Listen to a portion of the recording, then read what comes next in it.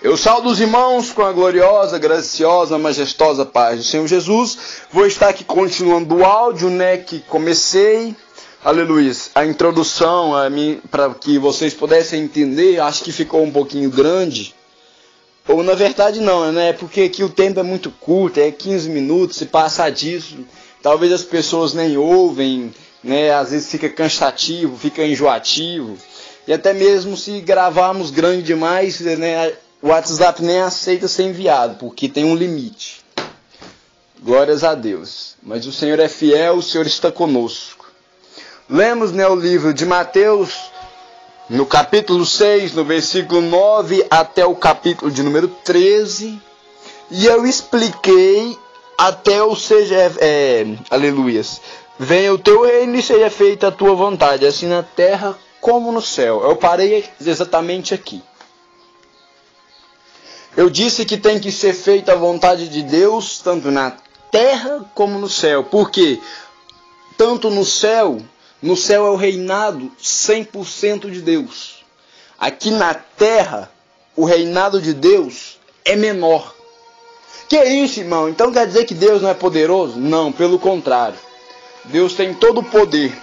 Só que, porém, eu vou dizer algo aqui que talvez os irmãos podem se chocar. Mas eu falo isso com toda certeza com Deus. Que talvez, lógico, Deus não erra. O mundo tem um ditado de dizer que Deus escreve o certo por linhas tortas. Eu digo que não. Porque o meu Deus, Ele conserta as linhas e escreve o certo por linhas certas. Porque Ele pode arretar as linhas que estão tortas na tua vida e escrever o certo, aleluias, em linhas certas na tua vida. Porque o meu Deus não falha. O meu Deus é poderoso. O meu Deus é eterno. O meu Deus é santo. O meu Deus é um Deus benigno. O meu Deus é um Deus amoroso. O meu Deus é um Deus justo. Aleluias. O que eu quero dizer, talvez algum vai se assustar. Mas lá na criação do mundo, quando Deus cria o mundo, Deus diz a Adão: Adão, dominai e sujeitai a terra. Quando Deus disse isso, Deus perdeu, de uma certa maneira, digamos assim, a autoridade sobre a terra. Por quê? Porque Deus entregou, Deus deu a terra ao ser humano. Aleluias. A terra não é do diabo. A terra não é do demônio. A terra não é dos demônios, não é dos anjos. A terra, primeiramente, é de Deus, porque tudo foi feito por Ele, por meio dEle, e para Ele são todas as coisas. Só que Deus nos deu essa terra para que nós a dominasse e a sujeitássemos ela do nosso jeito.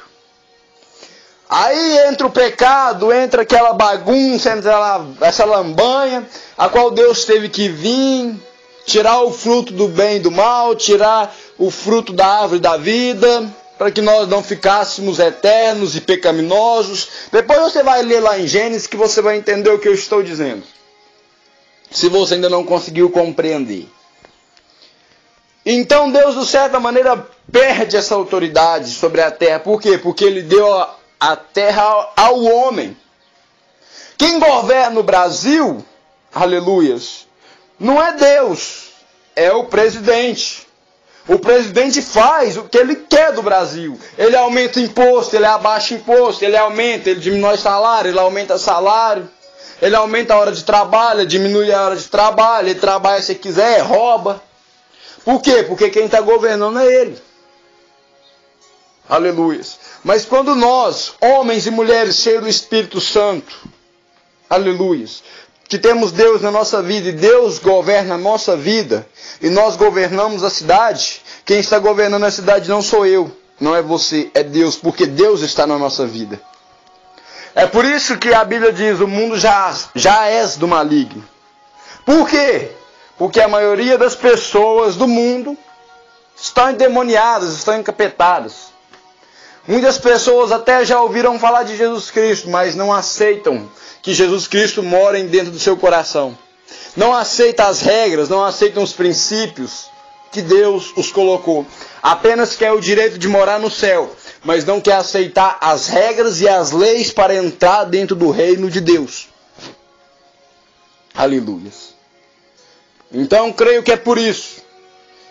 E como o povo de Deus é menos que o povo do capeta, é por isso que nós aqui na terra, o reino de Deus está em desvantagem aos olhos humanos, porque a Bíblia diz que é maior o que está em nós do que aquilo que está no mundo, diz o apóstolo Paulo. É lá em Romanos 8, em diante. Aleluia. O apóstolo Paulo diz que maior é o que está em nós do que o que está no mundo. E ele diz mais, se Deus é por nós, quem será contra nós? E alguém responde, ninguém. Aleluia. Glórias ao bom Deus. Santo é o bom Deus. Aleluia. Irmão, como é que você fala que a maioria das pessoas são encapetadas? Como é que você fala que Deus, de certa maneira, está em desvantagem aos olhos humanos na terra? Livro de 2 Reis, quer dizer, livro de 1 Reis. O profeta Elias, apenas um profeta de Deus, contra 450 profetas de Baal, contra 400 profetas de Azera. Para você que não sabe, diz a mitologia que Azera era mulher de Baal. A rainha Jezabel traz uma estátua de Baal, diz os historiadores, para a terra de Jerusalém, que era 7 metros acima dos muros de Jerusalém. Todos que queriam entrar na cidade de Jerusalém tinham que passar debaixo das pernas de Baal. E assim vai. Estuda. A Bíblia vai dizer que estava no Monte Carmelo 450 profetas de Baal, mais 400 profetas de Azera, e apenas Elias do lado do Senhor. Rabastuikias Toreik Anto Menehas Rio Clemanto Shereama Quinерiomanai. Estava, aleluias, Daniel, Ananias, Misael e aleluias. Perdão, Daniel, Misael, aleluias, Azarias e Ananias, dentro da Babilônia. Todos se prostravam diante a estátua de Nabucodonosor. Perante Sadraque, Mesaque e Abednego, não se prostraram e foram lançados dentro da fornalha. No comecinho da história, esses 4 jovens não aceitaram se contaminar com os manjares, mas o resto do povo estava se contaminando. Aleluias. A Bíblia lá em Noé, em Gênesis, quer dizer, capítulo 6, ali a história de Noé.